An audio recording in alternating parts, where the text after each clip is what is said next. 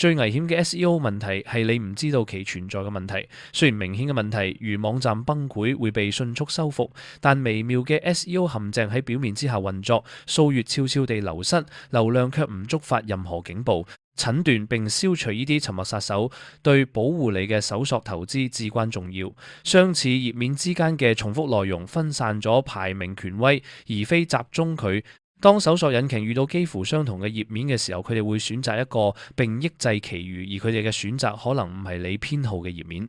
電子商務商店中嘅產品變體同埋服務企業嘅多地區頁面係呢種權威稀釋嘅常見受害者。忽視搜索意圖係另一個代價高昂嘅錯誤。一個針對網站設計定價嘅頁面，如果提供嘅係通用嘅公司概述而非實際定價信息，會讓用戶感到沮喪，並向搜索引擎發出唔相關嘅信號。將每個頁面嘅內容精確對齊搜索者嘅期望係維持排名嘅基礎。冇內部連接嘅孤立頁面對爬蟲保持不可見。過多嘅重定向鏈減慢咗用戶同機器人嘅速度。缺失或者係重複嘅標題標籤浪費咗最重要嘅頁面排名元素。